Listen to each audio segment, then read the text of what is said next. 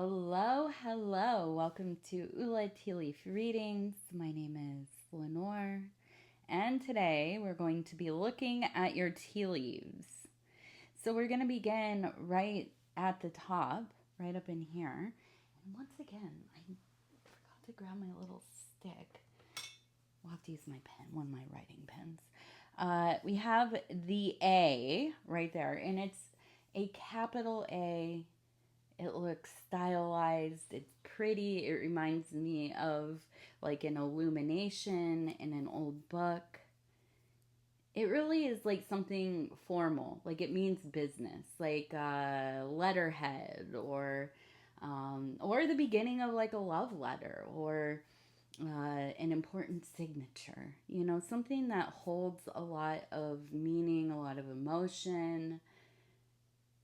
And I know when you look at it, I know when you consider what could this A be, it almost takes your breath because it's something probably so important that it's transformative and has or will, I want to clarify in a minute, it will change your life or it has changed your life. We have right next to it the sailboat, right? With the sail open.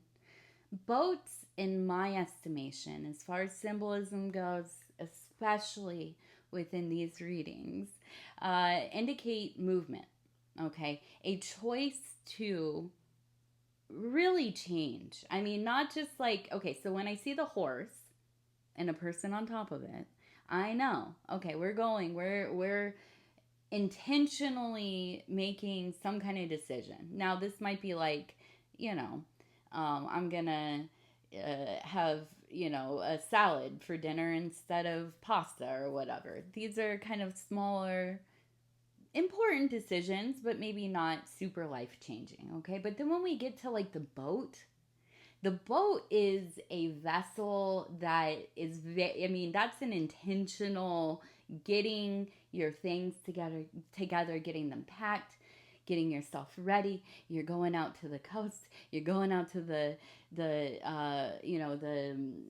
boat ramp or whatever, and you are stepping off of Earth into what we would say symbolically is water. This is a big decision. This is like, the more obvious would be like, okay, I'm moving to a different place. I'm moving to a different continent or, something like that. But it doesn't have to be that. This is like a decision that changes who you are as a being. Maybe not that, like, core, unpronounceable, it has no name aspect of self. We all have that, right? But there are times in our life where we say, you know what? I'm moving into that next archetype. I'm moving into that next period of my life. I, there's this thought that we have like these four stations of life, right? One being the student, two being like a mother, a father, a active member of your community, a pillar, you know, that helps uphold all of the other stations, right? This is somebody who, and this is probably a majority of your life, right? You're taking care of people, you're making stuff, you're making resources, you're keeping a house together, all that kind of whatever. Now, as you get older, and the kids grow up and the grandkids kind of show up and maybe they're getting older and you start to get into what is called the forest dweller era of your life. And what does that mean? That's not that you've totally detached from the daily. You haven't completely walked away from society, but you have your toe right in there, right? You're starting to slow down a little bit. You're starting to relinquish some of the responsibilities you've taken on. You're maybe being a little bit more contemplative. Maybe you are deciding to indulge in some of those hobbies, some of those interests, some of that, leisure, if you will. But then we get into the last part, and I don't remember what that's called exactly, but I just think of it as cronehood, right? That's when you're fully, man, you're out there, you're in the cave, you're eating berries and having a beloved relationship with the divine. You're talking to birds, you're, you know, fully living off the patterns of the weather and all these kinds of things, right? You are a complete and utter outsider of the community. Not in a bad way, not in a you've been banished kind of way, but in a, yeah, I've you know, been through a lot. I've seen a lot of things. I've seen the eras of life, things come and go, peaks and downfalls and so on and so forth. And you're not surprised by much anymore, right? And you don't have that same like hungry desire to be all up in the mix. You're ready. You're ready for the quiet. You're ready for that voice, that thing inside, that strand, right? We like to call it what, the silver cord, that connects you to the all, right? And this is where we begin to find it. Now, I don't know which era of your life you're going into. I imagine it's a lively one because, and I feel like this is a really active bowl, but it also feels like there's a lot of connection. So I do not get the real like residue of the hermit in here at all. I see you more probably in somewhere in between that like second and third phase, right? Where you're starting to maybe decide like, hey, the way that things are in the moment, how my life is set up, where I'm spending my time, this might not be exactly what I'm looking for anymore. This might not be conducive to the work that I want to do, that I'm doing, that needs to be done. So I want to look at this one especially. We have two people holding each other's hands. They're head to head. Have you ever done that with somebody where you put your foreheads together and you just hold them there? That kind of heat that is between you. And I don't mean amorous necessarily or eros or anything like that, but just the love, the softness, that exchange of, vitality. I feel like above we have a fish. You can see it kind of like this. We also have what looks like ear, EAR. More fish. Fish, fish, fish. So we are. Look at all these ones. We are coming into money? I mean, something. Let's see. We even have one over here. Look at this. This is a really, really potent symbol. Now, it could be that we're kind of tripping about money. I mean, who isn't, right? Really, who isn't? But I just don't feel like this is like a frantic. When I look at this bowl, there's no sense of like desperation, like at all. Which is an underlying feeling that I get from a lot of readings. And it's not, that's just unfortunately the nature of things right now. There's a kind of low vibrating kind of buzz that really you feel in a lot of people. And I think a lot of this is that it's anxious, the unknown, but the big thing is just a lot of worry about how people are going to live. Like, how am I going to continue to pay my bills and my work and these kinds of things. It feels to me like there's a lack of this energy, kind of. I don't. So we're gonna look. I want to clarify here. We're gonna see. Gosh. So you've come on to something. You have come on to. I almost. Yeah. Look at that. So I almost. Oops.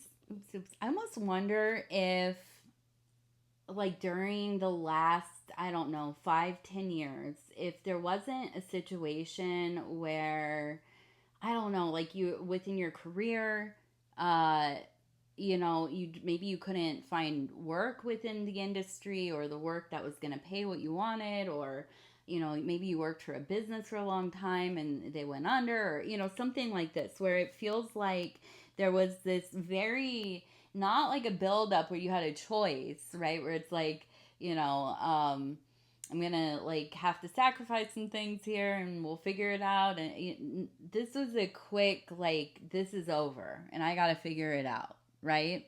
uh which really led to you um being quite clever in figuring out how to kind of build something for yourself. And I feel like it was quickly. I mean, look at, we have that Six of Wands energy with that Princess of Discs.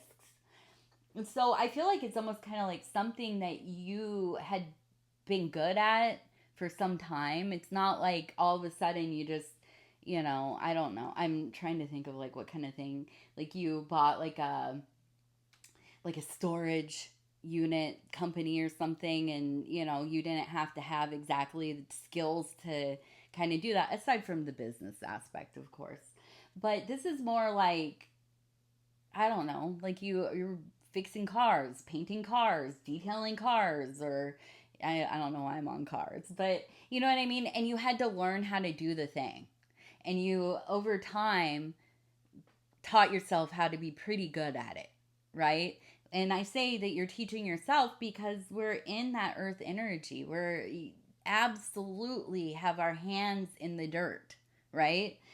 This isn't just like somebody put this together for you and you figured it out and it worked out. No, from the ground up, right? You learned this thing, you mastered this thing, you are still mastering it. But with this, just, I mean, a sense of vim, man, like, just energy flowing, we get into the game. I mean, look at that. And you guys know, I always love when I see the bikini one. And that's what it always looks like to me. But it's like, it's happy times, right? Everything is cool. Things are flowing. And so that doesn't, I mean, that makes sense to me, that there's a sense of unification in your life. There's a sense of sentimentality, not sad sentimentality, not like I'm living in the past. Like, this is like you are building the memories right now. You're living your Hallmark fantasy or whatever. And we have money coming in. We have, like, and this is most excellent. This is it's a rarity, but we see this, don't we? When, quite often, right, when the world is at odds, it's our little crack to get our foot in there and start doing something, right? When there is chaos, there's more potential than you can imagine. When you can perceive chaos, the potentiality is infinite. But you got to get past the fear, right? Because what do we always say? It's borrowed, of course, but fear is the mind killer, right? We get trapped in our little loops of, like, what ifs, and I do too. You know that I do. But we're not there. You are on the wave here. Now I'm gonna turn this a little bit and see. It looks like we have repeating M's. M.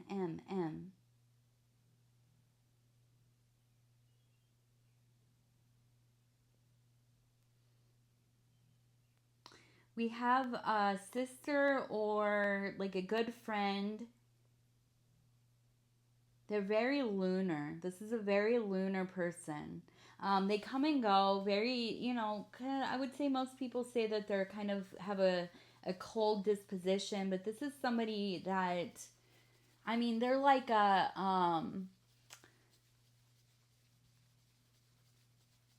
like a ninja, like a assassin, or I don't, this is a person that quietly moves through life, has a very low, I would say very low kind of aura.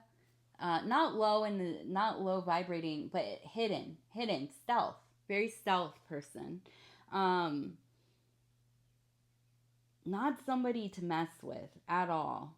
We also have the number 422. Uh, and what's going on with our sister, our friend? Because it feels like they have not been around. And that's not abnormal. As I'm saying that, you're probably like, yeah, they like come around like once a year. I see them every few years. Once in a while they'll call me, Not on social media. Definitely not. But I feel them coming close. I feel that there's let's turn it. Here this is where we're seeing the lunar. We have the person over here. Okay, so we have the gallows right here. And that and it's in lacking the hanged man actually. So we have oh, okay. Um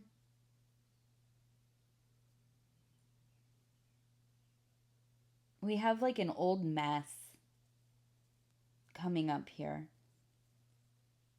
And you can see it's like people building, and it almost to me feels like talking, whispering, gossiping, um maybe like old information that kind of has more context now. um and I feel like it's building up to, and then I see up here we have the sister, we have the moon, we have another person over here that I immediately felt like was wearing a little hat and is picking, kind of foraging, right? So I get this real feeling of there's like a divide with maybe within the family, the friends group. Maybe it might be a workplace, but I don't think so. I think this is more like people on a personal level. um there's like almost like a united kind of, I don't like there conspiracy. I don't want to say it's a conspiracy, but it kind of feels like it, because I almost feel like they're like, have their own little group chats and this and that. Now I feel like it's almost like a sister being drawn in that usually would have nothing to do with any of it. They probably don't even live near everybody else, barely come to anything. But there's almost like this, without even having to say anything, they know for some reason they have to come back. They have to come back for something. Like it feels like it's been too long. I need to go and, whatever. And I feel like it's perfect timing, divine timing. Okay, because I think that there's going to be a situation coming up here where it's just divided, right? And we have the gallows being built. So it's almost kind of like, to me, this like inquisition type of thing. Like they're like getting ready to really like put somebody, and I don't want to say it's you, but this is a reading for you. So, you know what I mean? Put somebody on the spot, you know? And that's the thing. The gallows represents a sacrifice, right? Self sacrifice, or kind of putting somebody in that position of either taking accountability, or, right, kind of being the scapegoat. Okay? So I don't mean to bring that kind of energy into your life if it's not already happening and we're looking at it, but um I have to say, and I'm not going to tell you how to live, but I do see this next cycle of your life becoming something where there's not a lot of extra people around. I do not see you inviting people in to just hang out and take up space in your life. I just, now I don't see, and we're going to look here. I do not, yeah. Yes. So we have the Knight of Cups. So we have the Beloved, right? And I just don't see you hanging around with anybody who does not, right, serve the higher purpose. If they are not adding to your life in a way that is creating an environment that is fertile for the work that you're doing, they're gone. Because this energy is oppressive, right? It's sucking the nutrients out of the prima materia, right? The base material, the original material, the most fertile soil. But listen, you're in the cleansing process still. You are cleaning out the fields of all of the old BS, of all the stuff that gets in there and it takes root and it is just pulling away from what you're trying to do. Okay? So that's gone, and I don't think that's going to be a hard decision because, and I said, we have the Beloved. For me, the Knight of Cups, whenever I see this come around, I know that the Beloved is, waiting. The Beloved is here, right? Now, here's the thing about a watery Beloved. It's not always, love, lust, um, joyous and connection and all this, not in a way that feels amazing, not all the time. No, because the Beloved is there to go along with you as you are going through your vital processes, right? And a lot of the processes are not cute, they're not fun, they're not pleasurable. There's rage, there's blood, there's tears, there's sweat. So when you see this card, especially with the Hierophant, we're not following our bliss, babe. we're not no. We are taking this water, we are washing it like a power washer, right? We are getting all of the dirt out of there. Because what else can we do? This is the most clarifying, cutting energy there is. It is ruthless. It takes no prisoners. It just consumes. But it also brings life. It does. It brings life. But it's hard work. Okay? And that's just what it is. And you know what? I love this for you.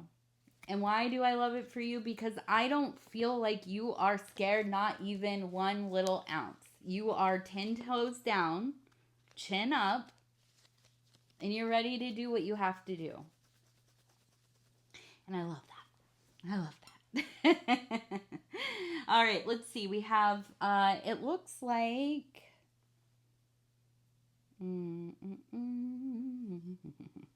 I'm going to say 20. I think 20. Probably 20. We're going to go with 20.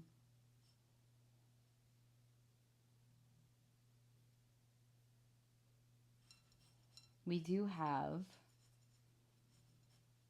a no.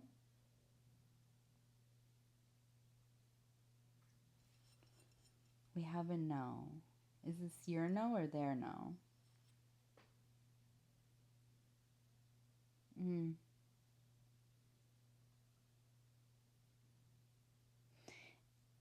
I think it is, well, we look at this. Interestingly, we have the watering can, we have the flower rose, we have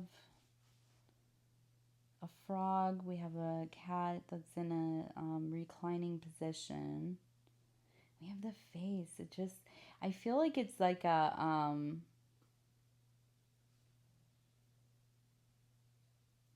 feels light and airy, almost like um, like like wind coming through the window, and there's like a sheer curtain or something. And there's this real sense of easy come, easy go. Easy come, easy go. And I feel like you've gotten a lot of SH in your life because people, I think, really perceive you as not, I don't know, not caring maybe. But you don't show people. And that's the thing, because it's when you are with yourself and you don't have to be witnessed by anybody or anything. I feel like you live in a very dreamy place, like you're a poet. You know what I mean? Like you feel very deeply, but you don't necessarily allow people to see that because it's sacred, maybe. I don't know if it started as maybe like a shame thing, but I think, but it doesn't feel like that. It doesn't have the weight of that. So I almost kind of feel like it's just like you've known maybe your whole life that it is an honor for other people to experience you, to experience your emotions, and you're not just going to give that to them. Uh, but there is something here where there's a no, but it's like a no that you knew that it was going to be a no, but it's a no that you knew needed to be the no, right? It needed to be that, and beneath that is that kind of empress, like the flowers are growing, but like the empress, like the emperor, like we always talk about. uh the empress is like, hey babe, I'm sorry, like everywhere I go stuff is just growing, like, you know what I mean, like I can't help but, that's just what it is. But there's a loneliness of any of the ruling archetypes, right? Not so much like the emperor, where the emperor we know is trained and disciplined and spends most of their life by themselves, really, because they have one objective.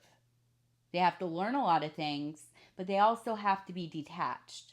So, probably the saddest, in my opinion, of all of the archetypes, because it is. It's like they are their own tower, you know.